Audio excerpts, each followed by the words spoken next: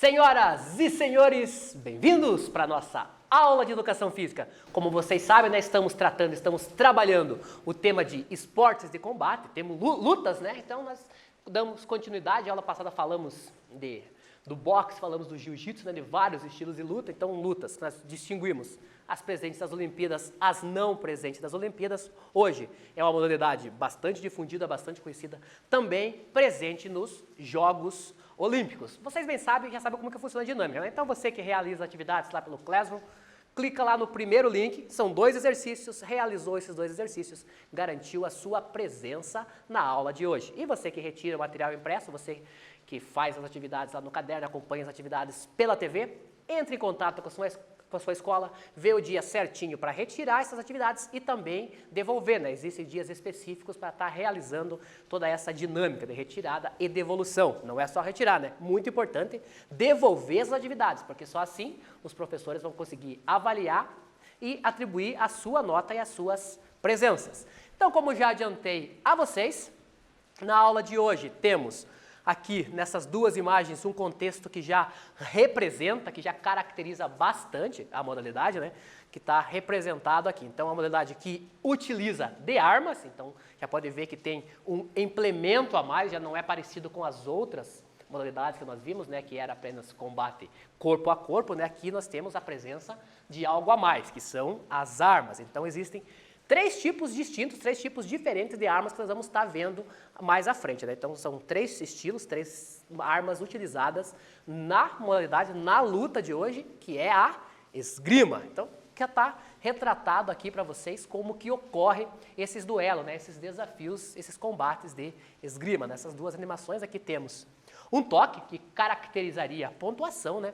E ali também, duelo, que o pessoal está duelando para tentar chegar ao objetivo da luta, que é a pontuação em si, né?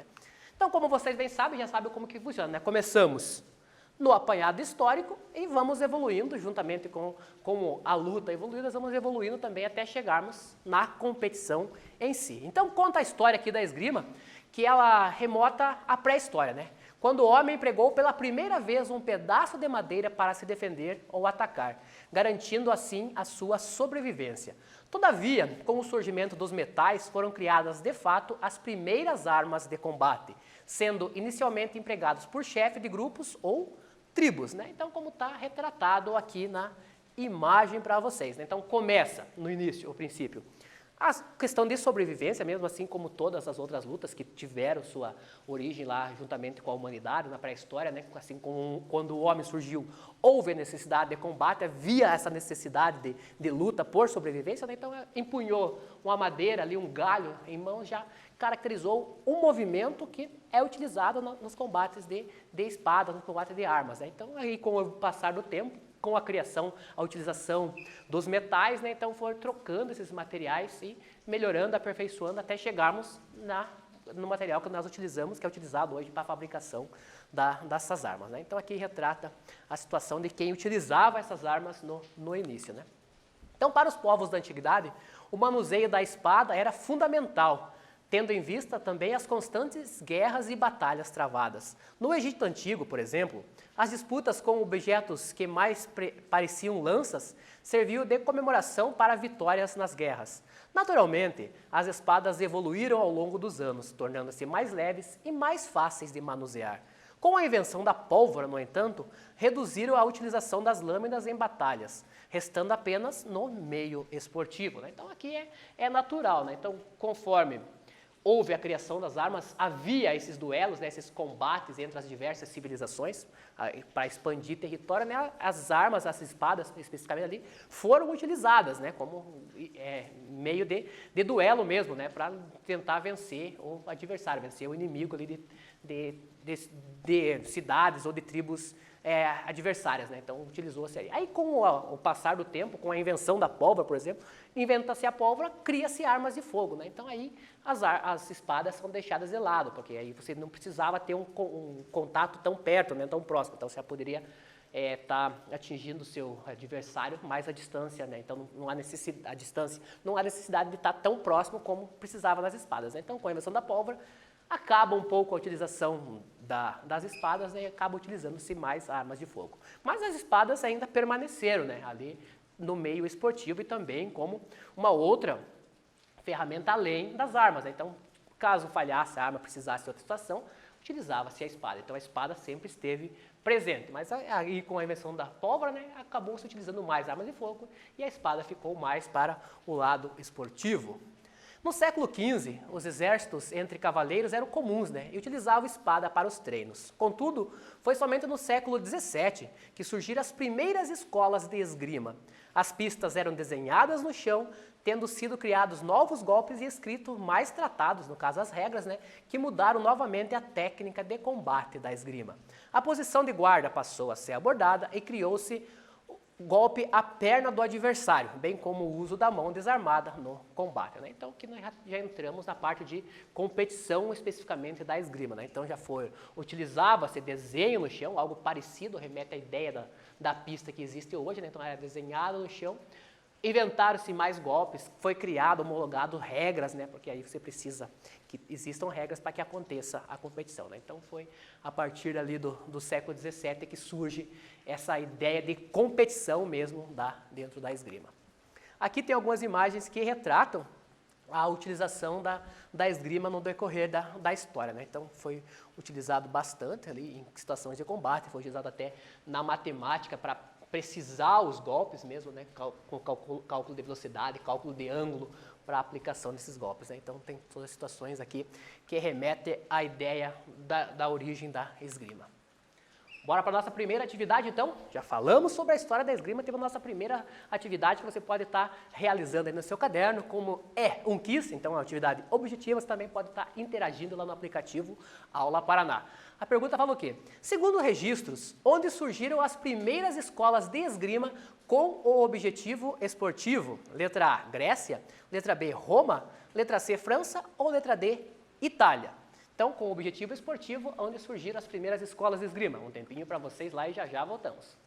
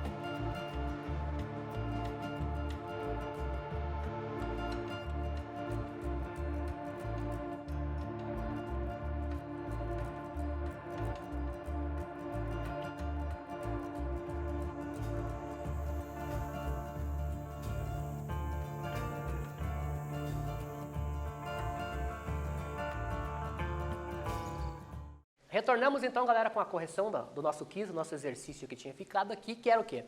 Segundo registros, onde surgiram as primeiras escolas de esgrima com o objetivo esportivo. Resposta correta, letra C, França. Então lembra lá, né, falando da parte histórica, né? Então o objetivo esportivo, século XVII, lá surge na França. Resposta correta, letra C.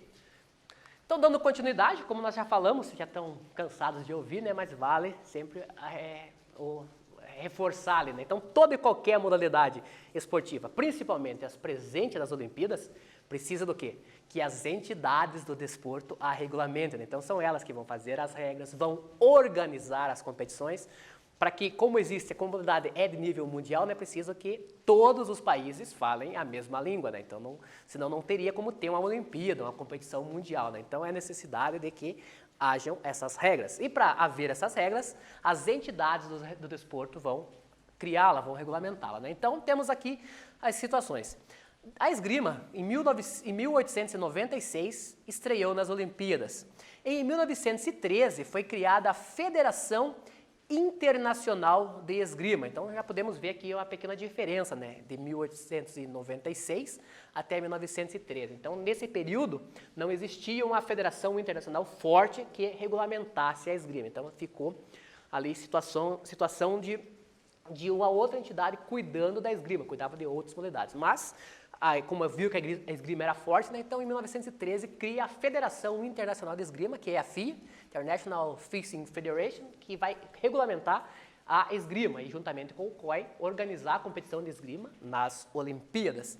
Como no Brasil também nós temos a presença da esgrima, temos a Confederação Brasileira de Esgrima, que foi criada em 1927. Né? Então, a partir de 1927, temos a criação da CBE, que é a Confederação Brasileira de Esgrima, que regulamenta a esgrima no Brasil e também organiza as competições de esgrima no Brasil. E em 1924, temos a estreia das mulheres nas Olimpíadas. Então, de 1896 até 1924, somente homens competiam na esgrima dentro das Olimpíadas. E em 1924, aí temos a presença de homens e mulheres nas Olimpíadas dentro da competição de esgrima. Então, como que acontece a competição, onde que acontece? Né? Então, nós já falamos da área de combate, né? Então a área de combate hoje, ela tem 14 metros de comprimento por 1,5 a 2 metros de largura. Né? Então, a largura ali da área de combate, né, varia, pode ser de 1,5 a 2, então tem essa margem. E o comprimento dela toda ela tem 14 metros, né? Como vocês podem ver aqui nós temos as linhas centrais aonde inicia o combate, né? Então o combate sempre inicia aqui, aí os atletas podem se locomover dentro deste espaço aqui, né? Então aqui podemos ver que hoje há sinais luminosos na pista, né? Então toda a pontuação é dada por sistema eletrônico, então existem sensores na roupa dos atletas, né, no capacete, na roupa, na espada também. Né? Então fica fácil tanto para a arbitragem quanto para os atletas também, assim como os torcedores, quem está acompanhando lá no ginásio, quem está acompanhando na TV, consegue visualizar facilmente quem marcou o ponto, né? Porque o duelo é bem rápido, tem golpes muito rápidos, no visual não é possível ver. Aí com a ajuda de equipamentos eletrônicos, né, fica fácil identificar quem pontuou, quem recebeu pontuação. Né? Então, encostou ali, se foi um golpe válido, o sistema eletrônico já vai fazer essa computação, vai acender as luzes respectivas para cada um dos atletas, então vai ver. Quem pontua é verde, quem leva o ponto é vermelho. Então, fica fácil de fazer essa identificação do sistema eletrônico. Né? Então aqui, como vocês podem ver, o local onde ocorreu, na Rio 2016, né, ocorreram as competições de esgrima. Como vocês podem ver que existem 4 espaços específicos, 4 espaços distintos. O porquê disso nós vamos ver mais à frente. Né? Então existem, além do confronto individual, existe o por equipe. Então por isso que existem mais de uma competição ocorrendo ao mesmo tempo. Né? Então aqui são 4 que foram colocadas aqui para vocês. Né? Então, esses duelos ocorrem dentro desses espaços aqui simultaneamente, é claro. Então, as vestimentas obrigatórias, como vocês podem ver nessa animação, já fica fácil de identificar. Né? Então, ela é tradicionalmente branca e é composta por quê? Por jaqueta, luva, os fios, né, dos sensores, as armas, é claro, a calça, a máscara e o plastron, que é a proteção de tronco. Então, tudo isso daí são equipamentos utilizados dentro da esgrima, o que está retratado aqui na imagem. Né? E o porquê que é branco, por que eles utilizam branco? Né? Porque no início da competição não existiam os sensores eletrônicos. Né? O que eles faziam? Eles molhavam as armas em tinta e quando tocasse a roupa do adversário, como a roupa era branca, né? Então quando tocasse essa roupa ficava fácil de visualizar que a pontuação ocorreu. Né? Então, até então eles não mudaram a roupa. Então, por tradição, como no início era branco, para facilitar o visual da marcação de tinta que era vermelha, né? Então marcava, ficava fácil. Aí, com o avançar, utilizou-se esse sistema eletrônico, mas a roupa permaneceu sendo branca. Então, temos as vestimentas aqui obrigatórias para o duelo da esgrima. Então, aqui temos a imagem das armas utilizadas, né? Então, ela é composta pelo pomo, que é o início ali, o punho, onde o atleta vai empunhar a arma, o copo, que é a proteção da mão do atleta, e a lâmina da espada ou do sabre, que são as armas utilizadas na esgrima. Né? Então temos essas especificações aqui. E aqui está retratado as 3 armas que são utilizadas na esgrima, que nós já vamos ver aqui. Então são os formatos de cada uma dessas armas. Então temos aqui, cada arma tem sua regra específica, tem suas especificidades, né? Então tem local que você pode tocar só com a ponta, às vezes, tem uma das armas que pode tocar com o lado, então tem locais que você pode estar tocando o atleta do adversário para estar pontuando, né? Então a primeira delas que nós temos aqui é o florete. Então o que funciona o florete? Na imagem aqui que vocês já podem ver, fica fácil identificar, né? Então a região em vermelho no florete é a região que vale a pontuação. Então, toda e qualquer pontuação precisa ser o toque na região do tronco. Então, é o que está em vermelho aqui, que retrata aonde que deve ser o toque. Então, o florete ele pesa 500 gramas. O florete, tem um comprimento de 90 centímetros. E os pontos são exclusivamente através de golpes de ponta sobre a superfície válida do adversário, que é apenas o tronco. O florete é considerado a mais difícil das armas. Por quê? Porque a região de toque é menor, né? Como é só a região do tronco, então é uma das mais difíceis no combate, né? Então, região válida somente a região do tronco, que está em vermelho, e somente golpes com ponta do florete. Então, é somente esta ponta aqui que vale, né? Então, toquei o tronco do meu adversário com a ponta, marcaria um ponto, né? Então esse aqui é o formato do florete. Então a primeira arma nós temos aqui o florete. Aqui se dá o duelo, né? Na animação já podemos ver o duelo do florete ali, ó, com toques de ponta no tronco. A outra arma que nós temos é a espada. Então a espada ela pesa 770 gramas, o tamanho dela é 1,10 m e os pontos são exclusivamente através de toques ou golpes com a ponta da arma em qualquer área do corpo do adversário, né? E os oponentes podem marcar toques simultâneos, né? Então, como nós podemos ver aqui na vestimenta, né? Então, todo o corpo é válido. Cabeça, pernas, tronco, braços. Então, toquei meu adversário em qualquer dessas regiões, marcaria. Então, tanto eu quanto o meu adversário podemos marcar ponto ao mesmo tempo, se os toques ocorrerem de maneira simultânea, né? Então, aqui temos a arma da espada. E esse aqui é o formato da espada. E aqui é um duelo de espada que está retratado para vocês. A outra arma, a terceira e última arma é o sabre, né? Então o sabre, nós podemos ver, ele pesa 500 gramas também. O seu tamanho é 88 centímetros e os toques podem ser com a ponta ou com a lateral da lâmina. A superfície válida para toque compreende a cabeça, troncos e membros superiores, com exceção das mãos. É a arma mais leve e mais rápida, né? Então, região válida, primeiramente, do tronco para cima, né? Então, tanto braços quanto cabeça vale. Eu posso tocar tanto com a ponta quanto com o lado do sabre, né? Esta aqui é o formato da arma.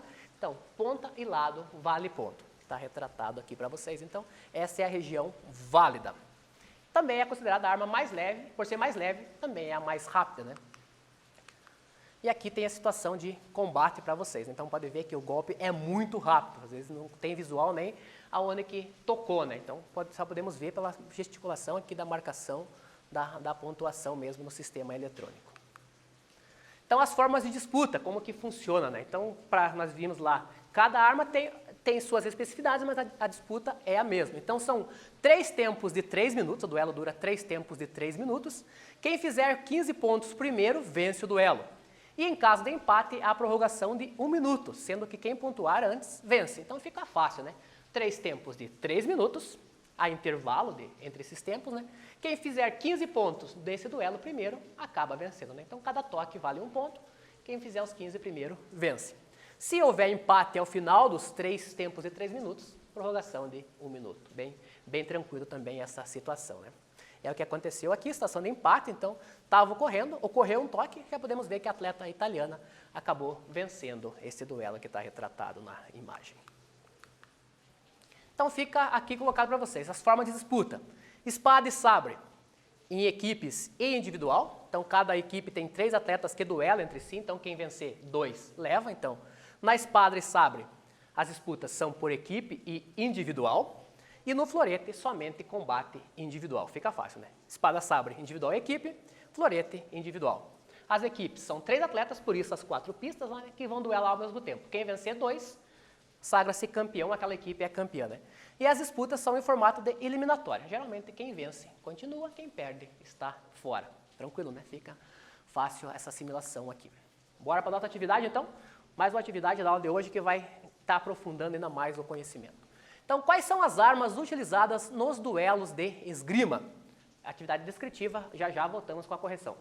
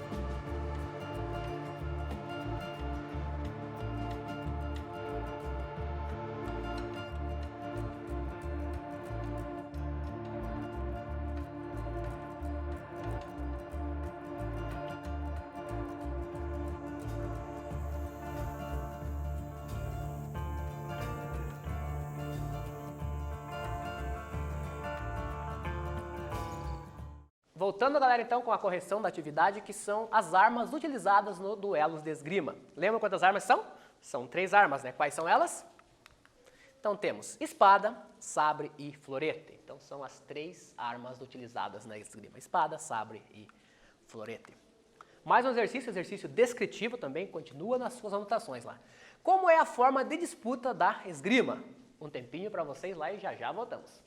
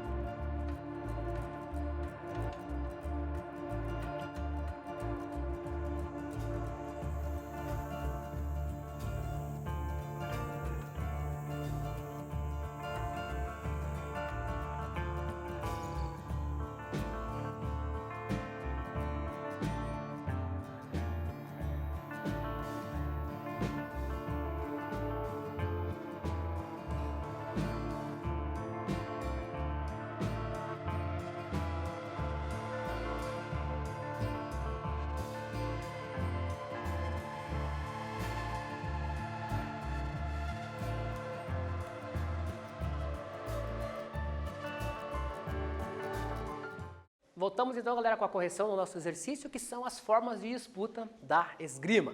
Então, resposta correta, ok. Elas têm 3 tempos de 3 minutos. Quem fizer 15 pontos primeiro vence o duelo, né? Em caso de empate, a prorrogação de 1 minuto, sendo que quem pontuar vence antes, né? Morte súbita.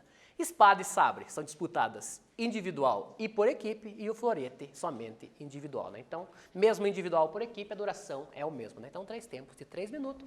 Quem fizer os 15 pontos primeiro, no caso da equipe, né, precisa fazer 45 pontos. Então, a equipe que primeiro fizer 45 pontos sagra-se campeã. Tranquilo aqui essa situação aqui para vocês, né?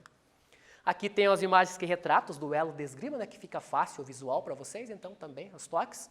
Pode ver que os sensores funcionando, né? Acende a luz lá, pontuador em verde. Mais situações de combate aqui também, visual aqui para vocês, né? Todo o deslocamento, o trabalho de pernas e pés que existe também, né? Para que ocorra as pontuações. Aqui também, nessa imagem, aqui pode ver que também os atletas saltam, né? Para evitar o toque também e, além de evitar o toque, né? Tentar tocar o adversário também para estar pontuando, né? Como nós vimos, aí tem situações que é permitido o toque simultâneo, né? Que ambos os atletas marcariam o ponto ao mesmo tempo. E aqui fechamos a nossa aula, né? Sempre trazemos o quadro Saiba Mais, que são vídeos que vão estar retratando, aprofundando ainda mais o conhecimento. Recomendo bastante esse primeiro vídeo aqui, que é o tempo, que é vídeo daquela série de reportagens da TV, né? Que vai estar retratando as modalidades, principalmente olímpicas. Então, baixe o material, clique no link e é direcionado às plataformas para estar visualizando os vídeos e visualizando o combate, que fica muito mais fácil a vocês, né? As dicas que eu já dei para vocês aqui no início da aula, né? Mantenha-se hidratado, faz o movimento, que é muito importante. E assim fechamos a nossa aula. Agradeço a companhia de todos, espero encontrá-los todos bem na nossa próxima aula. Forte abraço a todos e Date Baiô!